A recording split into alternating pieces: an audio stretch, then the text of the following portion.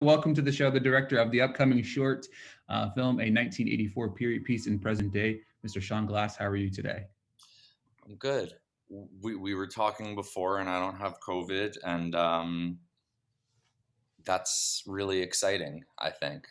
Absolutely, absolutely. What is your first memory of movies, and what is the first movie you remember seeing?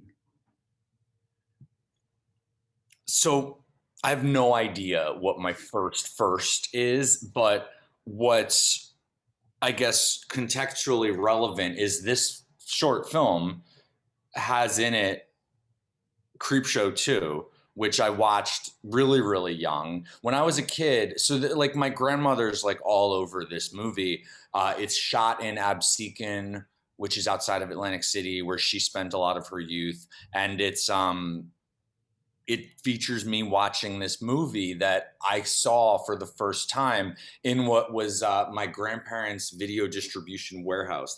That's what like my grandfather did for part of my youth is he ran a video distribution warehouse and like VHS, and they did all the horror movies. So like Lucio Fulci, like um, wood splinter in the eyeball. Like I saw that when I was like 5, and one of those movies was Creepshow, and in my head, well, I won't ruin the movie, but in my head, it was very romantic, and this whole period of my life is very romanticized of watching horror movies, specifically horror movies, when I'm 6. Like I remember, I can only date it by that because I know that I was 6 years old when two things happened in a row. I brought my grandparents to the other grandparents, the more normal grandparents who didn't consciously show me horror movies. Horror movies. We went to the video store and I convinced them to let me rent Child's Play because it was a kids movie. I told them, but I was savvy enough at that point to trick them that way. And then in class, they sent me to this school psychiatrist or whatever psychologist because everyone decorated their like in class mugs. And most people did like baseball if you're a boy or ballet if you're a girl, like the McDonald's Happy Meals kind of shit, you know? Um, and I did all the murderers. I did Jason Voorhees and Freddy Krueger and Chucky and Mike Myers and and probably Pinhead. So I remember horror movies. That's what I like. My first memory of film is trauma. Is like this, is numbing to trauma, and that's probably why I made this movie. Yeah. Absolutely, absolutely. So you wrote and directed the and star in the upcoming short film, a 1984 period piece in present day, which is about a couple who rest at a motel in an unfamiliar territory. An unreliable memory puts into question the source of danger and relevance of identity. Now, you've already kind of touched on the inspiration behind the idea behind this, but what kind of take us through the thought process of writing and directing and then obviously starring in it as well. So I guess what's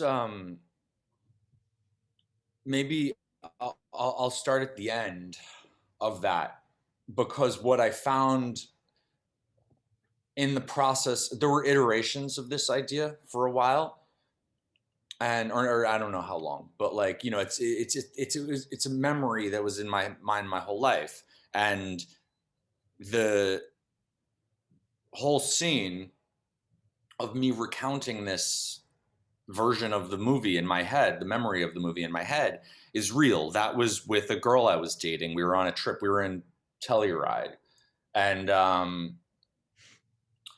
I found right after that it's not what I thought it was, and that put me in this whole existential question of how close am I this to that villain that I see.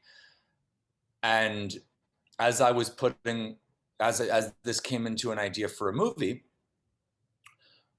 the goal is understanding. The goal is not expression. Expression, I repeat this all the time. Expression is a pathway to understanding, but it's not the goal. It's not the end. It's less than, I think, if we stop at expression. And I want to understand I want to transfer some of that understanding to other people, to you, and then I want to understand back. So if I'm going to do that, this is my problem. I'm the one who misremembered this. I'm the one who is confused. And to put another actor in the role would be a disservice to myself, and it would be an irresponsible move, I think, to this goal of understanding and living, building a better universe. I want to be a better citizen of the universe. So it was partially, there's one part of it which is just like I'm a major film guy, and I love doing everything. So Yeah. like, from the imagery to the production is, from the camera work to the production design to the sound, everything I get in crazy detail with. But holistically, ideologically, emotionally, I needed to do all of it myself because it was my question to answer. Absolutely. That makes a lot of sense. And to me, it's very important when I watch film. I watch hundreds of films every year, new ones, old ones, it doesn't matter. But for me, I think the most important part of the storytelling is telling the story to make you invest in your characters. And that's one thing that I thought that you did rather well, and understanding the behind the scenes aspect, right, of what you did, and understanding that you thought to tell a story, but also at the same time act it out. That's I guess that's a testament to very good filmmaking as a collective whole, which also when transitions into me for me to say the cinematography in this is gorgeous. Um, was it hard to kind of get that old school film, but yet present day feel to the film? Well, so just to go back for 2 seconds on like what is super important for me to convey to people, this is more personal than anything else, like that touching Isabel in that way was super uncomfortable. Like I and she didn't, that wasn't fun to shoot. And I have so much love and respect for her. And that it's not just like making a movie. Right. Like it's not like, oh, we're making a movie. This doesn't count. This doesn't affect us. This doesn't emotionally, capture. Like, oh no, it's just separate. No, that was shitty. Like it felt shitty. I needed to feel shitty to see how that felt. That was a violation that I had not committed in my life. And I needed to, you're watching me do that. Right. We did 2 takes of that. That's it. And because it sucked. Right. And that's it. And so it's not just, I guess, like this is something that people don't talk about a lot, like making the thing. You're also just like, you're getting an image of a few people on, in a room doing a thing. For sure. They're like performing is one thing, but like these people are physically doing, she and we're doing these things in real life. Yeah. And you're just seeing what we feel like. So a lot of it is not like, she's not, her facial expressions, they're not all contrived. Like, it's just like, she's grossed out by this. She's uncomfortable by that. I'm talking about something on camera that I'm super emotional about. For sure. And you're getting just like what I feel. It's not just like, they're not just like contrived ticks that I'm putting in there. Anyway, I like to put that, open that for people rather than be like, this is some machine that we built. Like, nah, we're feeling this shit. Like this is stuff It's that I important, really, right? really care When about. filmmaking, before we get to the cinematography part, but it's important to it's about everything. It's about loving what you do, and also at Yeah. the same time, you got to do stuff that you aren't exactly comfortable with Yeah. to get the best product out there. To understand more. Right. Otherwise, you I want to don't. be when I watch a film. Like for me, I want to be in your head, right? And you know what I mean? Like and obviously that's your goal whenever you're making it. But for me personally, as a movie watcher, I want to be inside the mind of the person creating it, not just the person that is acting out what's inside your mind as well. I want you to be in your head, actually. I want to create distance from myself. I want to be completely unrelatable. I want to be a blank for you to project. This is whatever. This is my personal, the way I think about it. My objective is to impose choice upon you, where I create a frame for you to project upon. That's what I'm trying to do here. That's why I cut it where I cut it. That's why I shoot it the way that I shoot it. I leave negative space for you. That's what I'm trying to do. That's what I want to do. I don't want to tell you how I feel. I want to make you think about how you feel. That's my objective. Absolutely. Cinematography, how hard was it? The funniest thing, I guess, is nobody wanted it to be any, no one wanted any of what I wanted. Every single time, like basically the film was like I come in with aperture, focal length, with like numeric, like my shot list is like, so I shot the film once myself with a friend. I went to the location and we did it on, on director's viewfinder, lenses, blocking, like I found my focal lengths, everything. And the only thing we didn't do is light it, but I had reference points of how I wanted to light it. And everyone was saying to me the entire time, like, we're not going to be able to see anything. This is going to be blown out. You're ruining the image. You realize what you're doing here, like things like that. And I'm like, yes, please, just, no, more. Take that light, remove that light. Less. Like I was in extremes that like in the Carlos blown out shot, Yeah. I added, like, they lit it and we were doing a last minute, rehearsal, and I come to set and like I had to make them reset. They just like, I was like, no, double that. Like no one, and then when we're doing the darker scenes, I'm like, no, like 10%. Like so what I think the challenge is working with human beings who exist 24/7, 365 in a world that is flattened by the internet, that we are crushed by sameness, by generic, by pressure of being like what is established.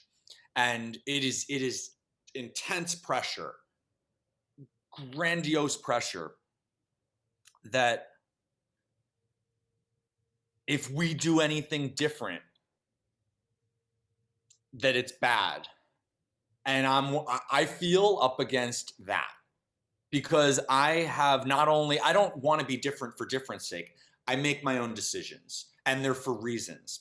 There's an objective with my decisions, and they're based on things, but they're not mainstream. They're not Netflix. They're not, what's agreed upon by trends. And I have to answer whenever I bring someone into my creative space. I am up against that.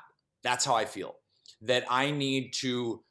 There's a bridge that we have to cross together. That I basically have to go back, cross that bridge, Yep. to the world, and I have to walk with this person, with them trusting me, across this bridge. I have to do it every single time, and I'll do that for the rest of my life. That's an obligation, but it's something I love to do. That's the understanding, the transference. But I need to do that every single time. And when I go across the bridge back to the world, every time, I've got to pull them out of Netflix. And Netflix is very powerful and effective, and Netflix is a beautiful, beautiful thing. I don't say this, negative to Netflix, but the way that I shoot my movie is very different from the way that films are coded for Netflix, and I'm up against that. So the difficulty I don't see as artistic or craft or whatever. Like, we didn't spend a lot of money. I didn't have a lot of people on set. I didn't have a lot of toys. This was all just my head. I have the images inside and I'm trying to make them. There were a few technical things like I had the whole thing as a oneer basically, and we didn't nail that. So you're watching a different version of it, kind of. But that's no big deal. Like, but the frames, the hang on the wall kind of frames, those are not challenges for me. I mean, thankfully, like if they look nice, that means I'm awesome, like, and great, you know. That means it works for you. Uh, the challenge to getting to that is going up against what a mainstream image what we're told a mainstream image should look like, and I have to explain to every single person along the way, because they need to love it, they need to understand as well. I can't just say, no, do that, do it this way. I have to really like embolden them. Yep. And show them. So I make crazy image boards. I make everyone watch. I make folders for people with films, with music, with paintings, with I bring people to museums with me. I do things like that because I want them to really understand why I'm making these decisions that are completely averse to what they know is safe. I'm saying, come into this like dangerous, unfounded territory with me, but this is why, like this is what we're going to be doing there, and this is why we're going to be safe there, and why it's going to be fucking beautiful, and you're going to love it, and all that. So that's how I think about it. That's the challenge. Not the technical is nothing. Technical is fucking whatever. There's amazing, like I have amazing technicians at my disposal. Everybody does. Like, use your fucking, like, you got imagination. If you got craft, you're fine. The challenge is getting out of the fucking world, getting out of the world. That's the challenge. I love that. Not it, not just saying that because you're here, but like for me, that's inspirational to me to understand that you have an idea. You want to paint this picture. And not only do you just want to paint the picture and you just don't tell people, this is why I'm painting the picture, you show them how you painted the picture, Yeah. how got to where you got. I love that. That's I've been doing that my whole life, and like it doesn't work really. It only works when I can make this thing, but like I've been doing A&R on the record label side forever, and like it doesn't work the way that I do A&R, because the way that people do A&R is this Frankenstein kind of thing where they take like very literal specific things, and they take like a guy who makes drums, a guy who makes synth sounds, blah blah blah, and mashing it together, and like, or just kind of like throwing writer with producer with singer, and like do it until it sticks. I'm not into that. I do A&R by like giving you a book, by giving you these like I have a Dropbox folder that I give to people, which has read and watch in it. And in read is a shitload of either like I've scanned books in there myself or sourced them or whatever, and it's just tons of reading and imagery. And then there's films in there that I want people to watch, and I say like, this is the reference point, and then I make my image boards. And so I'll give to a singer, like, when he's making the song or whatever, I'll give him a movie to watch or a book to read, and I won't give him, like, I'll say, read this book and then let's do that demo again in 3 weeks. What they want is they want me to give you a different kick drum, and just like give you 10 kick drums until the kick drum fits. Yeah. And I'm like, nah, I don't have fucking kick drums for you, man. Like, the kick drum's not your issue. Like, it's ideas that are your issue. It's learning. It's connecting. It's transference. And you don't transfer things directly like that. Right. That's not how art works. That's not how ideas work. It's for me, it's a lack of originality, right? It goes back to kind of what you were saying about, everybody's conformed to the idea of what everything should be. And once you try to challenge that and kind of go off that beaten path, then it's an issue, right? Yeah. Yeah, you have to sell them. Right. Before anything happens, you have to sell them on doing that. So like David Lynch has since 2001, really, but not before. He has sold the world on it's worth going on this pathway with this guy who has some shit figured out. I don't know what the fuck it is. I don't understand it, but like I had this conversation with someone the other day who I've known for a long, long time, and he watched my film and he was straight up. He was like, "I like Emily in Paris. I have no idea what your film means, but I know you and I think you're the greatest. And I'm looking at it and I can visually see that this is exquisite. So I assume that the ideas that I'm not understanding are smart. And like, I'm cool with that actually. Yeah. And I'm like, I will take that trust and do right by his trust. Absolutely. Like You rather him I say don't that to need him you to understand all of that. instead of blow smoke up your ass and say, that was the greatest thing I've Uh-huh. ever seen in my entire life. Blah, blah, blah, blah, blah, blah, blah, blah. You know what I mean? It's an I don't honest. expect to create a Bible in 17 minutes, a Bible's worth of understanding in 17 minutes. So this guy understood something Right. enough to say, I'm in for, learning and seeing what you have to offer and where we can connect. And it's like, cool. Like, what, like +1. That's just, it's a +1. We're headed in a direction. We have a life together. We have a journey together. Absolutely. I will do right by this journey and it will continue. And it's not over. That's how I look at it, Exactly. For me, I watched it the first time and I was like, man, that's good. And then I watched it back again because for me, it's like I have to watch something more than once to completely understand it first. Because I think the dynamic that you had, there's layers of which that you don't see the first time as you do the second time. And that to me is important as well. And one of those things that I really enjoyed even more the second time was the kind of the creepiness level of Carlos Dangler. I really enjoyed that very old school vibe to him. I felt like he was just remarkable in this. Every time that he was on the screen, you just felt that, I don't know, awkward. I think I wrote in my review, he was just extremely creepy, awkward, weird, all of the things I'm sure that you were probably looking for. How was it, A, how was it like casting him? And then B, kind of, how did you feel watching him back in that? So I'll say I know Carlos for a long time, through Interpol, through his past life. And what I love about Carlos and also Isabel, first of all, they're filmmakers, they're writers, they're directors, they're actors, they do all these things. So having them on set is like huge for me. Having other people who have done all of my jobs, is huge. And Carlos and I connect because Carlos killed himself and reborn, like he committed himself.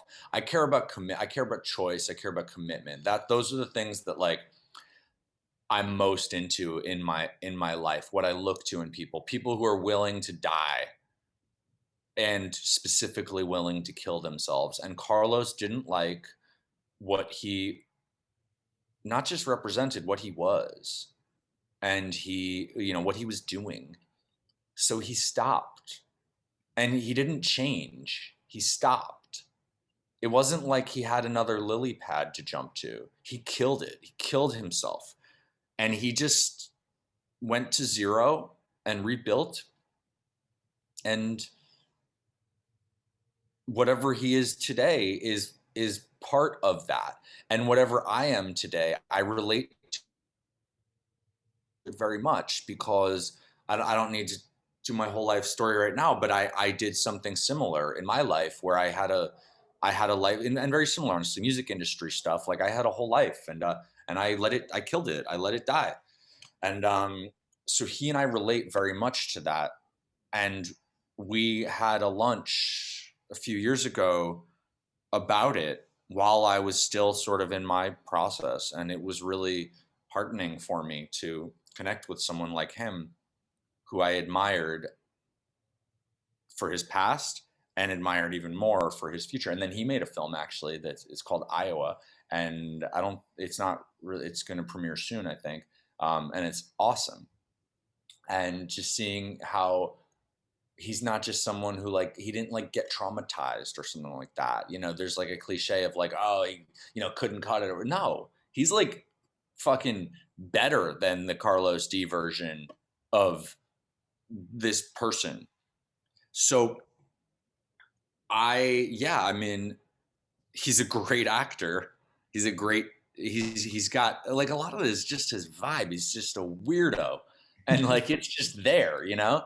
It was. But I mean, even the opening scene, whenever you guys first get to the hotel, like just the odd vibe that he just exudes to you is remarkable. there's a 45-minute cut of this film. And there's so much more Carlos like in the can. Uh, I want the world to see it at some point. I don't know what we'll do, but like it, it's a little numbing of like I don't want to put out the 45-minute version, but I want people to see the rest of like his scenes because that's like a 10-minute scene that that cleric scene in the beginning. Um, and yeah, there's so much more of him. But no, the way I saw it was we were foils to one another. I was the like regular, you know, person that checks all the boxes. You know, I'm like a cool guy, kind of safe, accepted, and he's someone who is not, who is weird, and uh, the semiotics, the symbols, the language, symbology, you know, that we live within. I am safe, and he is dangerous. And I wanted to, you know, put that in, I wanted to like, is he dangerous or is he awkward or is he something? Is he both? Is he, you know, what's the? That's how I want. And Carlos nails that because he could be a serial killer. He could be shy. Right. Yeah. He could just not be, you know, he could not, like the way that I talked to Carlos about it was like, you're excited to talk to this person and she's not excited to talk to you. She doesn't give a fuck, but you're like, you think she's cool. And sometimes that's tough to just, to like, I want it to be like, I want to connect with this person. They want to get to their room, but I want to connect with this person. Exactly. And you know, so there's that aspect of it. And then it's also like, or is there a dead body under the table and did he murder the real clerk, and is he confused because he just doesn't know what rooms are which because he's a serial killer, like, Right. and he can do both at the same time. Absolutely. Yeah, I love that dynamic about him because you walk away from the 17 minutes of watching, you're like, who is that guy? Right. You know what I mean? And you put in perspective, it's exactly like you said. He's either a serial killer or he's just a guy that's shy and you know likes to keep to himself. You know what I mean? It's a beautiful thing. It keeps you It's guessing, just and he's that's from it's Absecon and they're from New York City. And when a guy from Absecon who doesn't go to the city runs into two New York City people who talk fast and stuff, like, it's uncomfortable. yeah, That's just absolutely, natural, you know? absolutely. Okay, so the short was obviously accepted to be a part of the AFI festival, which starts tomorrow. I think I'll be releasing this today, so technically tomorrow as we're talking, but tomorrow. Um, what was it? What was it like getting that? I mean, AFI is one of the bigger festivals in the United States, we'll say. What was it like getting that message that you were accepted to be a part of it? It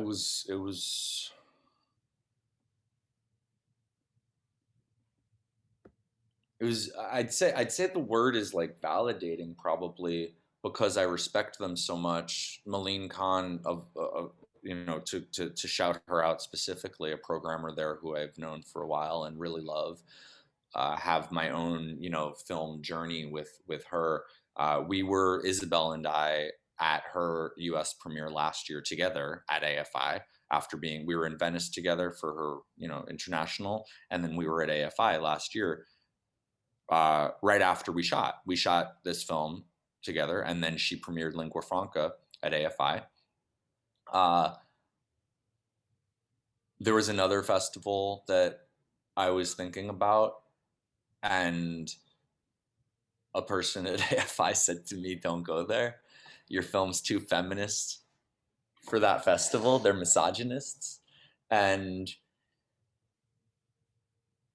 from a cinematic, filmmaking standpoint, and from a sort of like cultural standpoint, getting all of that is a big deal to me, not ego wise, but practically. Because as I introduced earlier, like I'm doing all this stuff that like no one agrees with. Like no one making this film, like no one was like psyched afterwards. I mean, like everyone's, nice, but they're just nice. But no one's like, yo, this is gonna be fucking great. Like no one said that to me. Everyone was just like, I'm not saying I needed that or they should or they, it wasn't like, I just mean like I don't know until I know like how it affects people. And I don't want to just, I'm not trying to just like masturbate. Like I want transference. I'm not making this film just because I have to and because, it's just for the art. No. I want to change, I want to build my own universe. I want to build the universe in my image, because I think I have some ideas that are nice and good for people, and I'm trying to affect those and to put those into the world. I so I get some forms of like you're on the right track when someone like AFI says those two things. From a filmmaking perspective, yes, we co-sign this, and from a cultural perspective, given the sensitivity, like that, I like did Me Too effectively, artistically and effectively. Like I didn't, I put myself like in a with a questionable, like sexual assault situation, and like people watch it and are like thumbs up. Like, it's I'm a light-skinned person. I'm straight, like I'm from New York City. I'm gonna vote for Joe Biden. Like all my friends are terrified. Like people who fit all the things that I just said are terrified of speaking out. So like 100%. doing this, I'm not trans, I'm not female, I'm not black, I don't have, like making a film with Isabel that is not a trans story, that is not using her as like token and including sexual assault. Like it's so terrifying. Absolutely. With the culture today. So to do it and like getting it whatever, I don't even want to say getting it right, but doing it in such a way that I didn't hurt anyone, and people are actually like coming back and like learning something. Yep. It feels so fucking validating that like whatever the fuck I'm doing, I'm sensitive to important to stuff that works. And yeah, so it's really, that's why it's exciting to me. It's not like, oh cool, like I'm a filmmaker that like I can get jobs, or like whatever. That's like where my mind goes. Like when I sit and meditate and I think about this stuff, that is what I get. Like the fact that Isabel co-signs it and Malene and people like that co-sign it, that's what I care about, because that's where the sensitivity needs to be. And yeah, and like it makes me really excited to do more and That's for people to awesome. see this. That's awesome. A few more questions before we go. They're right in front of you, so you know exactly where I'm going to go with one of the two of these. But I like to have fun with my last one. But before we do, we are going through one of the most difficult stages of our generation, I would say. You know what I mean? In this pandemic and the uniqueness and the differentness. Like we talked about it off there about how this is my first year being accepted to AFI to be able to cover it. How cool it would have been to actually go to to AFI and stuff like that. Obviously, you're premiering a film, so you would have been there, and stuff like that. But for me, um, what is one thing that you have learned from this quarantine or pandemic? So what all, I mean, so I could talk about this obviously like for hours, but the thing that is front of mind right now is that certain things matter more than others. And behind me is my green tea that I just had. Tea is I'm Jewish, but I would say tea is the closest thing to religion that I have. And tea is very focused on the essential and focused on, but focused on focus and what matters and what creates that kind of understanding, that kind of transference. And I have a diverse career. I make things. The way that I think about making things is like I have an idea. I want to understand that more.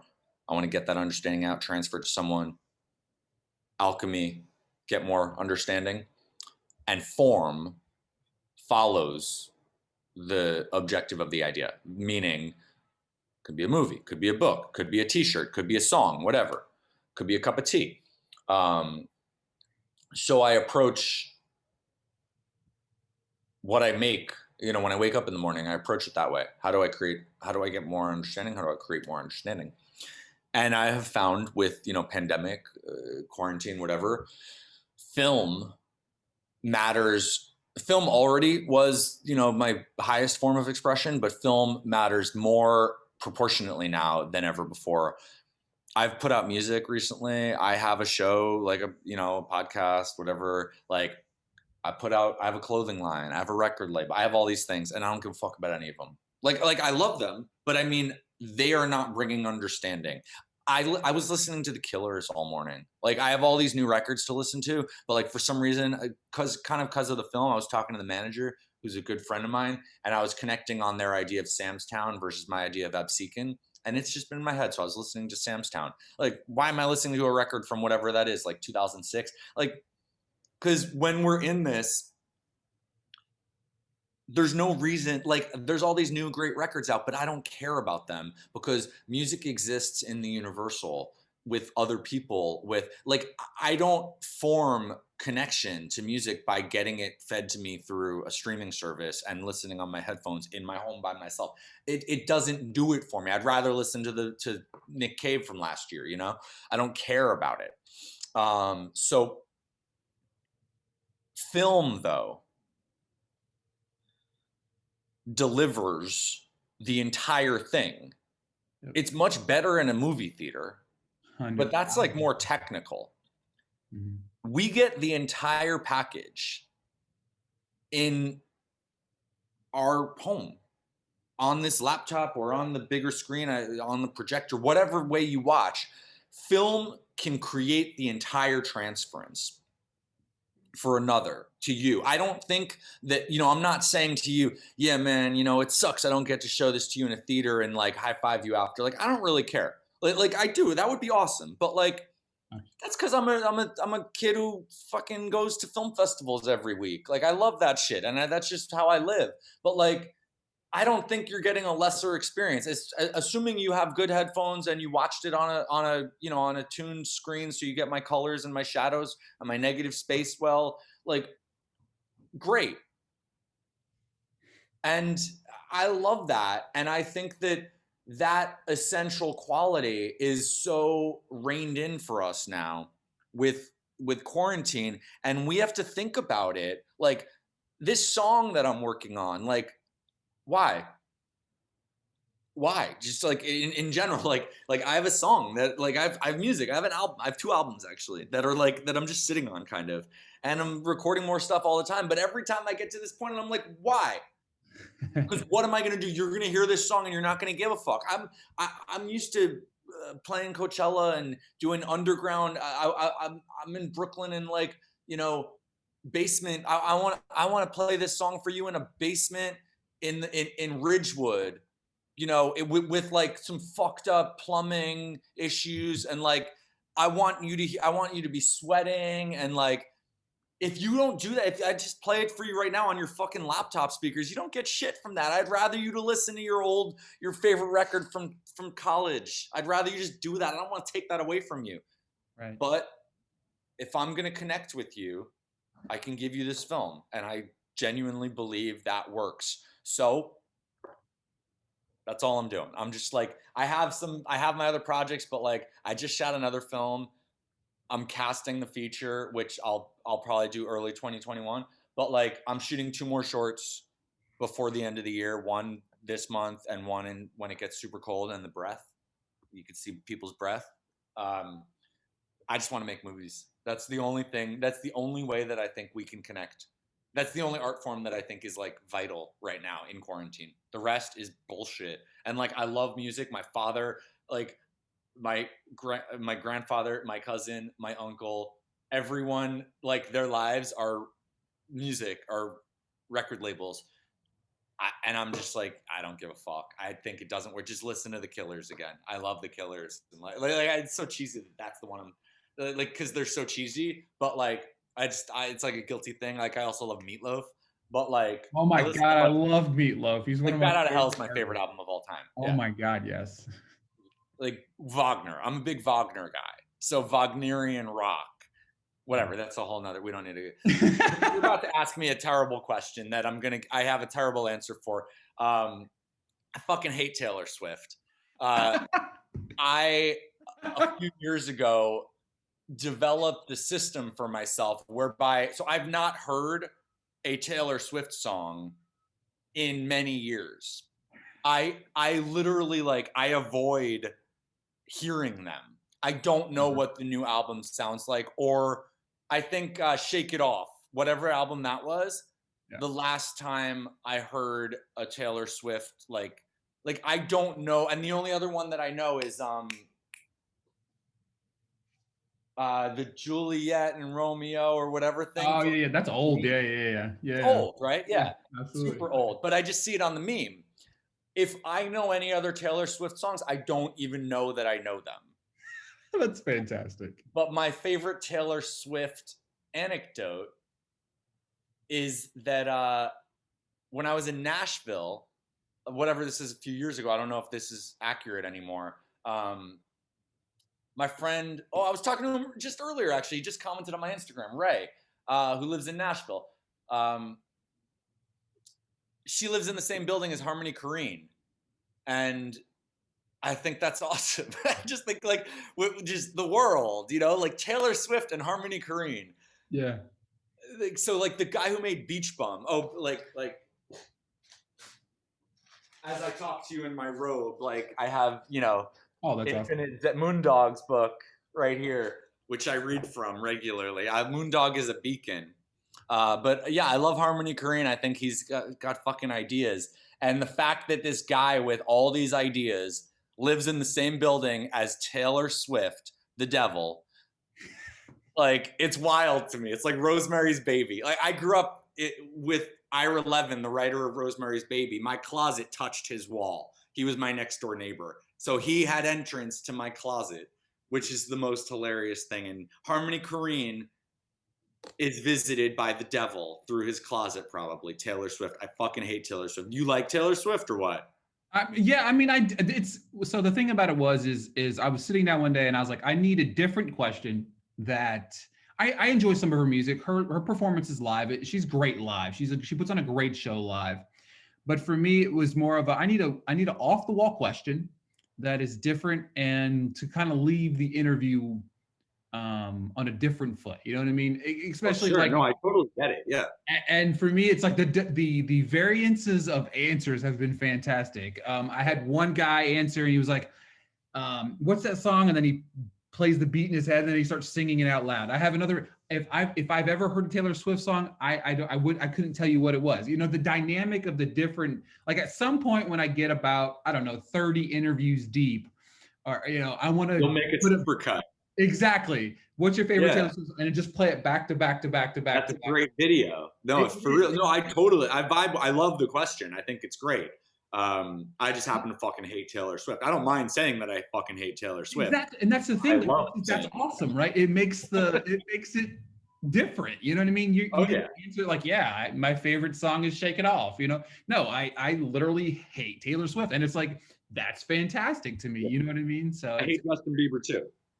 yeah. Well, that one to me, I can't cross that one line. That's Sorry, Scooter Braun. I think you're great at your job, but no. Before we go real quick, I want to touch on one thing that you said. For me, film is something that's very important for me. It always has been. It's something that's been an escape for me for a very long time. So when you said that how important film is, that to me is something that I totally 1000% agree with, because since I was a little kid, no matter what I was going through in my life, I could go to the theater and I could escape for 2 hours, right? And I could indulge myself in that world, whether the film was good or bad, it doesn't matter, right? You're in that space. So for me to hear somebody say that, I don't know, happenstance, coincidence, something that I needed to hear at this particular time, because for me, I love film so much, and I love putting myself. For me, that theater experience, nothing is like it, and the idea of the possibility of theaters winding down or going away is, I don't think they'll ever completely go away, but right now they're struggling with no new releases and stuff like that. So to hear somebody else say that in the way that you did, it was rewarding. It was I don't know. I don't really know how to say it. It sounds kind of cheesy right now. I'm kind of going a little bit of a rant, but that to me is, Dude, I cry about this stuff. yeah, Nothing, none of it's cheesy to me. absolutely. I mean, I literally like tear. I get emotional. I Like got emotional when you were talking about it. I really did. To be honest with you, I did. I felt that. it's life. It's bloodletting. Like I talk about it like dead serious. Like, I have my tea, but I don't have theaters. My sanctuaries in the world. I don't mean my favorite places.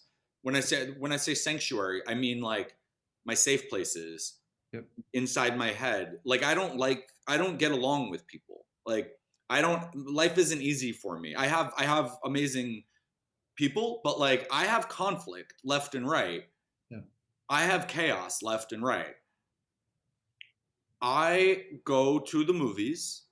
I go to a dark room with a bunch of chairs and some other people, and I feel safe, and I feel loved, and I feel understood. I feel growth.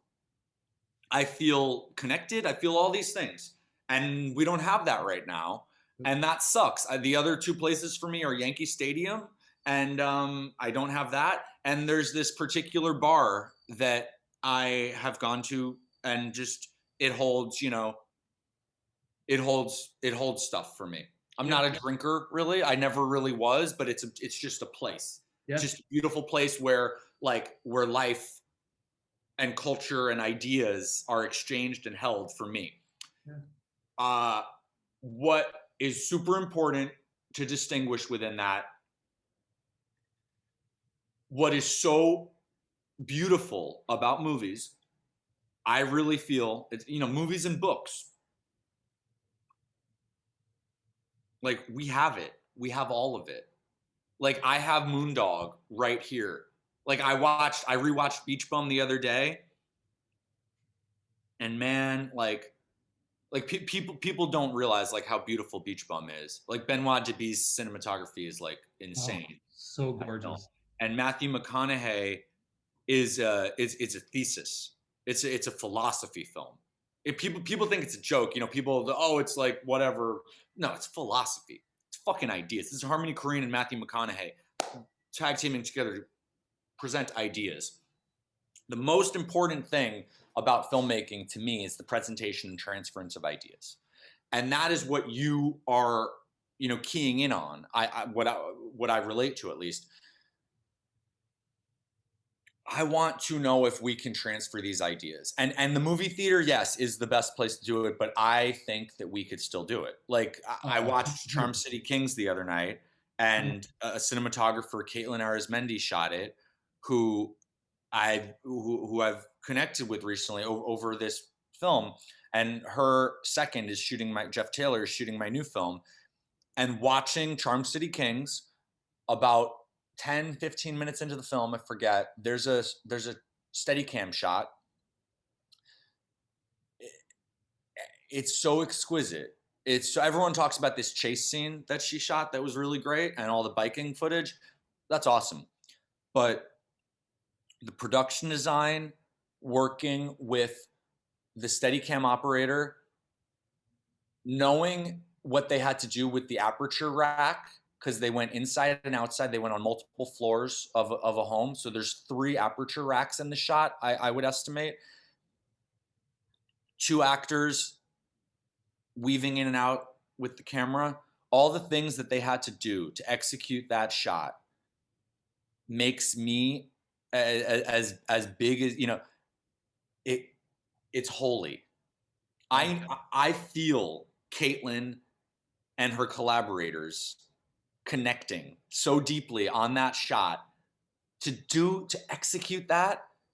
It's not just technical, it's soul, it is love. They have to all love each other to execute that shot. Like I said, crossing that bridge, they have to have crossed that bridge, gone back and forth together, and they have to be free roaming in that way, from the world to the private world, public, private. Like, they have to be so in sync and so in love with each other to do that. So watching that shot, and I'm talking, on my fucking monitor that I have in this place, like by myself, no one around, I feel loved watching that shot. And that's, since we can do that, we're good. That's how I see it. We're good. Because for me, even as much as I miss movies and our movie theater, I still watch whether I'm at work. I watch them on my phone. I watch them at home on my TV, or I watch them on my MacBook, my iMac. It doesn't matter. I still feel that experience. You know what I mean? It's spiritual. It is. It's home for me. You know what I mean? It's been home for a very long time. So I woke up this morning and watched Diva, from the Jean Benix, and I felt loved.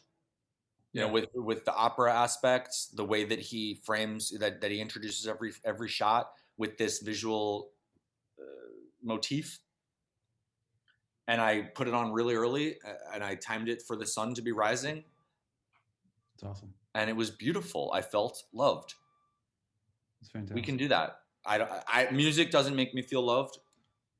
I don't get the same experience with music. When I watch films, I feel connected to other human beings and loved. I love that. It's perfect. It's a perfect way to end right there. Where can we find you on social media before we go? S.glass everywhere. SDOTGLASS. Instagram is probably the thing that I do most. I love film Twitter, but I'm more of a reader than I am a engager. I'll happily engage. People don't really care about me on Twitter, but people care about me on Instagram. I share tons on it. My Instagram stories are like, I'm just talking ideas all day. So if you like any of this, feel, obviously watch the movie. That's the best thing. But you could just I just talk bullshit all the time. So, Instagram is where I'm at mostly. Folks, do us a favor. Make sure to check out a 1984 period piece in present day. Thank you so much, Mr. Glass, for your time today. Thank you.